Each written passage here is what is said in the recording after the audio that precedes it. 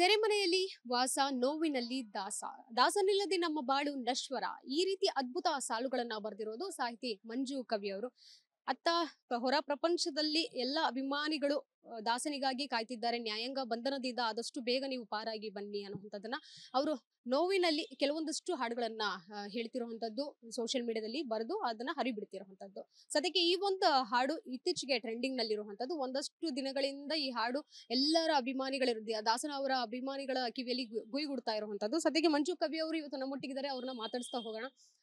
Sir, Darshan sir ಜೈಲಿಗೆ ಪಾಲಾಗಿರುವಂತದ್ದು, ಈ ಒಂದು ಎಲ್ಲ ಲಕ್ಷಣಗಳು ಘಟನೆಗಳನ್ನ ನೋಡ್ತಾ ಇದ್ರೆ ಅವರ ಅಭಿಮಾನಿಗಳಲ್ಲಿ ಒಂದಷ್ಟು ಆತಂಕ ಮೂಡಿತ್ತು. ಜೊತೆಗೆ ಅವರ ಸಿನಿಮಾಗಳ ಮೇಲೇನು ಹೊಡೆತ ಬೀಳುತ್ತೆ. ನೀವು ಸಹ ಚಿತ್ರರಂಗದಲ್ಲಿ ಇರುವಂತವ್ರು. ಡೆವಿಲ್ ಸಿನಿಮಾ ಎಂತ ಹೈ ವೋಲ್ಟೇಜ್ ಸಿನಿಮಾ, ಎಷ್ಟು ಕೋಟಿಗಳನ್ನ ಹಾಕಿದ್ರು ಸಿನಿಮಾಗೋಸ್ಕರ, ಈಗ ಹಿಂದೇಟ ಹಾಕ್ತಾ ಇರುವಂತದ್ದು ಎಲ್ಲ ಗಮನಗಳನ್ನ ಇಟ್ಕೊಂಡು ನೀವು ಹಾಡು ಬರೆದ್ರ?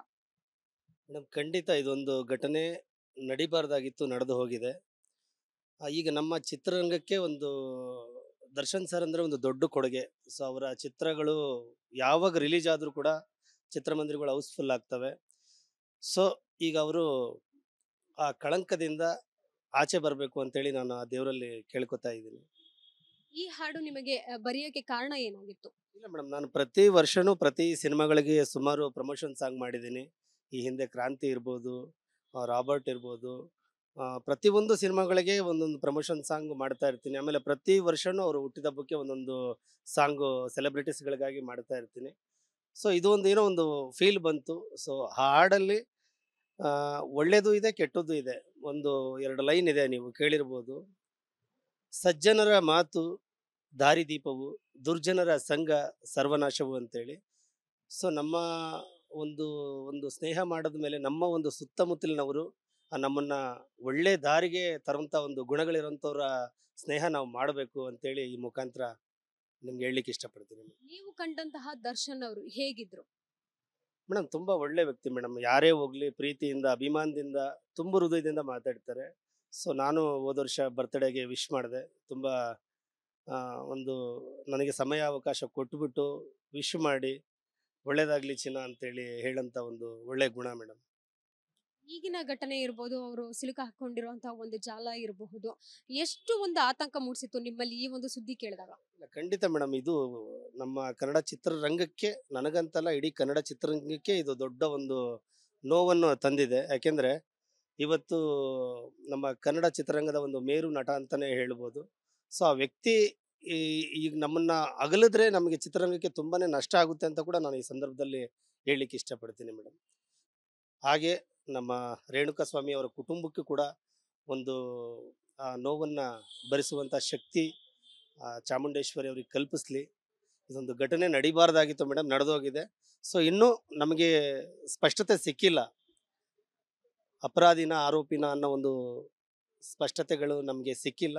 ಸೊ ತಾವುಗಳು ತೋರಿಸೋದನ್ನು ನಾವು ನೋಡಿ ನಂಬಬೇಕಾಗುತ್ತೆ ಅಷ್ಟೇ. ಯಾವುದೇ ಒಂದು ದೃಶ್ಯಾವಳಿಗಳಾಗಲಿ ಇನ್ನೊಂದಾಗಲಿ, ಸೊ ನೀವು ನಿಮಗೆ ನೇರವಾಗಿ ನೀವು ಅಲ್ಲಿ ಏನು ಪ್ರೆಸೆಂಟೇಷನ್ ಟಿ ವಿಲಿ ಬರ್ತಾ ಇದೆ ಮಾಧ್ಯಮದ ಮುಖಾಂತರ, ಸೊ ಅದನ್ನು ನೋಡಿ ನಾವು ತಿಳ್ಕೊಳ್ತಾ ಇದ್ದೀವಿ. ಸೊ ಸತ್ಯ ಆಚೆ ಬರಲಿ ಮೇಡಮ್. ನನ್ನ ಒಂದು ಆಸೆ, ಆ ಒಂದು ಕಳಂಕದಿಂದ ನಮ್ಮ ದರ್ಶನ್ ಸರ್ ಅವರು ಮತ್ತೆ ಬಂದು ನಮ್ಮ ಜೊತೆ ಸೇರಬೇಕು. ಮತ್ತೆ ಅವರ ಒಂದು ಅಪಾರವಾದ ಕೊಡುಗೆ ನಮ್ಮ ಚಿತ್ರರಂಗಕ್ಕೆ.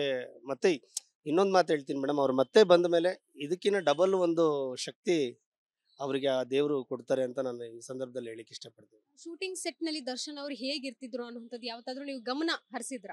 ನಾನು ಇದು ಐರಾವತ ಇದಕ್ಕೆ ಹೋಗಿದೆ ಮೇಡಮ್, ನಮ್ಮ ಮೈಸೂರಲ್ಲಿ ನಡೀತು. ಸೊ ತುಂಬ ಬಂದವ್ರನ್ನೆಲ್ಲ ತುಂಬ ಚೆನ್ನಾಗಿ ಮಾತಾಡ್ಸೋದು, ಒಂದು ಕ್ಯಾಶುವಲ್ ಆಗಿದ್ರು ಮೇಡಮ್. ಅವರು ಸೆಲೆಬ್ರಿಟೀಸ್ ಯಾರೇ ಹೋಗಲಿ ಪ್ರೀತಿಯಿಂದ ಮಾತಾಡ್ತಿದ್ರು. ಅವ್ರಿಗೆ ಅದು ಈ ಘಟನೆ ನೆನೆಸ್ಕೊಂಡ್ರೆ ನಮಗೆ ಇದನ್ನ ನಂಬಕ್ಕೆ ಆಗ್ತಾ ಇಲ್ಲ ಮೇಡಮ್. ತುಂಬ ಒಳ್ಳೆ ವ್ಯಕ್ತಿ, ಯಾರೇ ಹೋಗಲಿ ಮನಸ್ಸಿಂದ ಮಾತಾಡ್ತಾ ಇದ್ರು.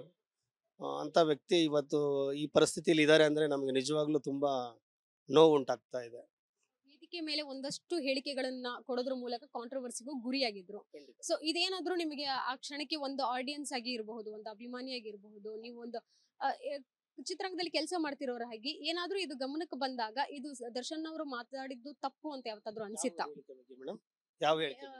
ನಿರ್ಮಾಪಕರಿಗಿರ್ಬೋದು, ನಿರ್ದೇಶಕರಿಗಿರ್ಬೋದು, ಒಂದೊಂದು ಮಾತುಗಳನ್ನ ತಗಡು ಅನ್ನುವಂತ ಒಂದು ಪದಗಳು ಇರ್ಬೋದು. ಖಂಡಿತ ಮೇಡಮ್, ಈ ಹಿಂದೆ ದರ್ಶನ್ ಸರ್ ಅಂತೆಲ್ಲ ತುಂಬಾ ದೊಡ್ಡ ದೊಡ್ಡ ವ್ಯಕ್ತಿಗಳು ಕೂಡ ಆ ಥರ ಮಾತಾಡಿದ್ದಾರೆ. ನಿಜವಾಗ್ಲೂ ನಾವು ಒಂದು ವೇದಿಕೆ ಮೇಲೆ ಮಾತಾಡಬೇಕಾದ್ರೆ ಒಂದಷ್ಟು ಜನ ಅವರ ಒಂದು ಫಾಲೋವರ್ಸ್ ಇರ್ತಾರೆ. ಆ ರೀತಿ ಅದು ಒಂದು ಮಾತಾಡಬಾರ್ದಾಗಿತ್ತು. ಒಂದು ಮಾತಾಡಿದ್ದಾರೆ ಅಷ್ಟೇ. ಈಗ ಯಾರೇ ತಪ್ಪು ಮಾಡಿದವ್ರು ಯಾರೂ ಇಲ್ಲ ಮೇಡಮ್. ಸಡನ್ಲಿ ಈಗ ನಾವೇನೋ ಮಾತಾಡ್ತಾ ಏನೋ ಒಂದು ಫ್ಲೋಲಿ ಒಂದು ಮಾತು ಬಂದಿರುತ್ತೆ. ಸೊ ಅದು ಒಂದು ಸ್ವಲ್ಪ ಬೇಜಾರದ ಸಂಗತಿನೇ ಅಂತ ನಾನು ಹೇಳ್ತೀನಿ ಮೇಡಮ್.